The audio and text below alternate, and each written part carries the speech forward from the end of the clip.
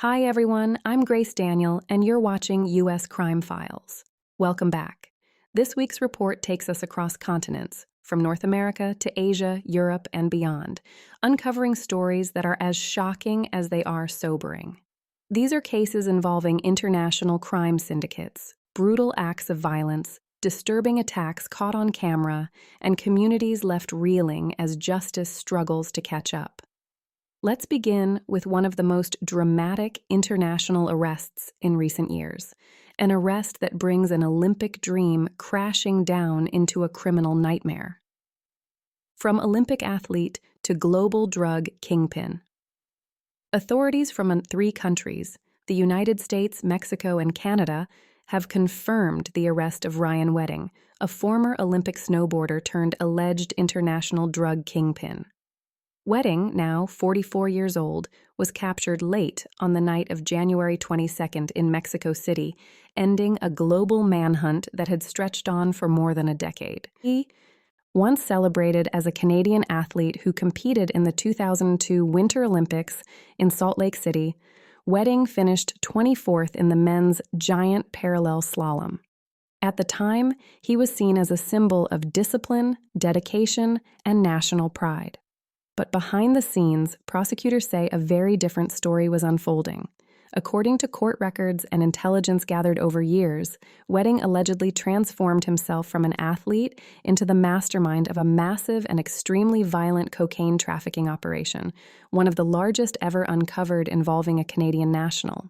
U.S. officials say Wedding was responsible for coordinating the movement of up to 60 metric tons of cocaine every single year, funneling drugs from Colombia through Mexico and into both the United States and Canada. Early last year, the FBI added Wedding to its top 10 most wanted list, and in a rare move, raised the reward for information leading to his capture to $15 million, the highest bounty on the list at the time. Authorities say Wedding lived a life of luxury while evading capture, using multiple aliases, including names like Elfie Giant and Public Enemy. He reportedly relied on plastic surgery, frequent relocations, and cartel protection to stay hidden. U.S. law enforcement has compared him to modern-day Pablo Escobar and even El Chapo Guzman, citing his alleged close ties with Mexico's Sinaloa cartel. But the drug trafficking charges are only part of the story. Prosecutors say Wedding also ordered multiple murders, including the killing of a federal witness who was preparing to testify against him.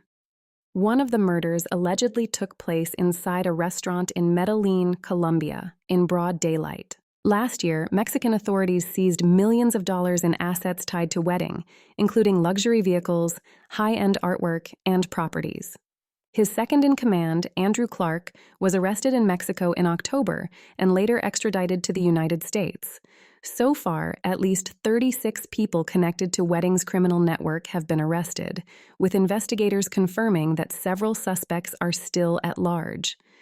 Wedding was previously arrested in 2008 on cocaine distribution charges, served time in prison, and was released in 2011. Authorities say he quickly returned to crime, this time building an empire far larger and far more violent than before. Following his arrest, Wedding was extradited to the United States, where he now faces charges including murder, witness tampering, money laundering, and large-scale narcotics trafficking. Prosecutors say they will fight to keep him behind bars as the case moves forward, from international crime to neighborhood horror. In Hong Kong, police are investigating a deeply disturbing knife attack that left 3 members of the same family hospitalized, including a 10-year-old child. The attack occurred in the early morning hours of January 23rd, inside a residential building in the Twin neighborhood. Police say a 60-year-old neighbor allegedly ambushed a father and his young daughter as they were heading toward the elevators. The suspect reportedly attacked without warning, pulling out a knife and stabbing the father repeatedly. As the father fought back and screamed for help, the child was caught in the chaos. Hearing the screams, the mother rushed out of the apartment and joined the struggle, desperately trying to protect her family. In a shocking act of bravery, the 10-year-old girl also attempted to defend her parents. Eventually, other residents heard the commotion and rushed in, managing to disarm and restrain the suspect until police arrived. All 3 family members suffered multiple knife wounds. The mother sustained the most serious injury, a deep cut to her forearm, but doctors say all 3 are now in stable condition. Investigators revealed that the attack stemmed from a months-long dispute over the neighbor's air conditioning unit leaking water into the family's apartment. Despite repeated complaints and police reports, the issue was never resolved, and authorities believe tensions escalated until it exploded into violence. In Spain, a quiet town is mourning the loss of a young mother after a brutal act of domestic violence.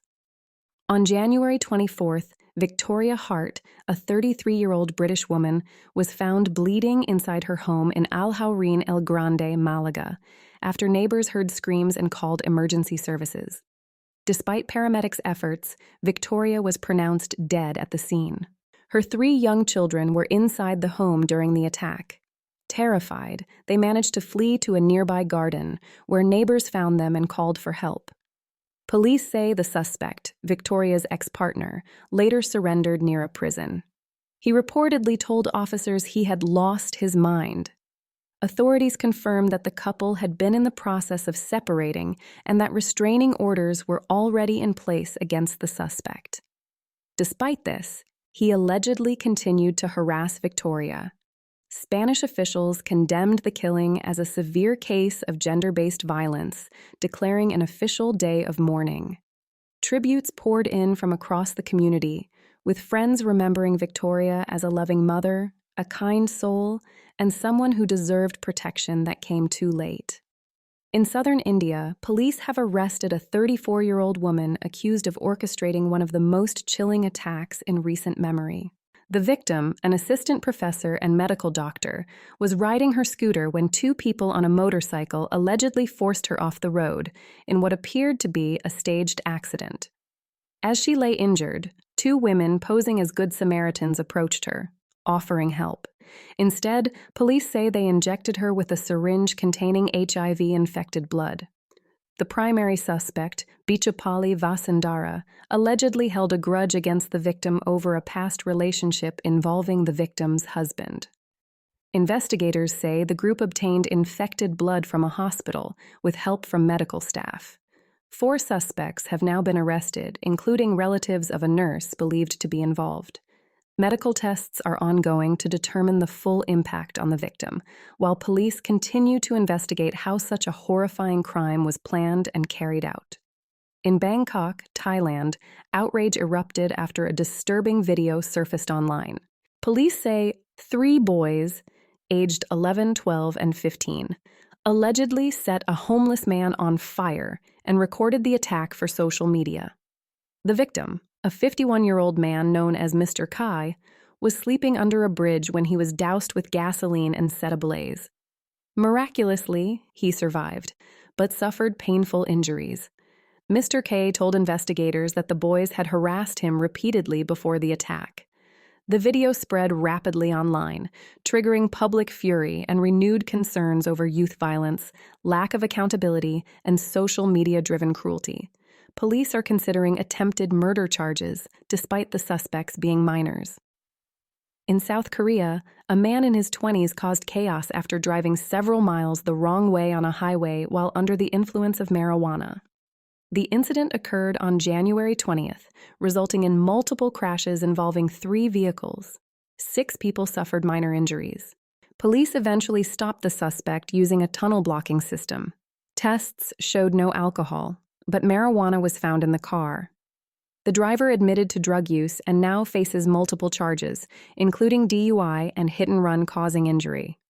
In Sinaloa, Mexico, a case that shocked social media took a hopeful turn. Nicole Partardo Molina, a 20-year-old Mexican-American OnlyFans model, was found alive days after a violent abduction caught on surveillance video. Footage showed masked men forcing her into a car in a shopping center parking lot. Authorities suspect cartel involvement, though details remain limited. Nicole later appeared publicly at a church service, thanking supporters. Known online as La Nichole, she holds dual U.S.-Mexican citizenship and has a large following. The investigation is ongoing amid continued cartel violence in the region. Finally, in rural Australia, a community remains on edge after a suspected triple murder. On January 22nd, police found 2 people shot dead, including a pregnant woman, Sophie Quinn, and her friend, John Harris. Later, another nearby shooting left 1 person dead and a teenager injured. Police believe the suspect is Julian Ingram, Sophie's former partner, who has a documented history of domestic violence and was out on bail. A massive manhunt is underway, covering vast rural terrain. The community is mourning, shaken, and demanding answers. That's it for this week's U.S. Crime Files. Thank you for staying with us through these difficult but important stories. Luke and I are incredibly grateful for this community. If you'd like to support the channel, please leave a like, consider subscribing, and don't forget to hit the notification bell and select all so you never miss an update. We know times are tough, no pressure at all. Every like, share, comment, and subscription truly helps us keep going. Thanks again for watching. Stay safe, and we'll see you next time.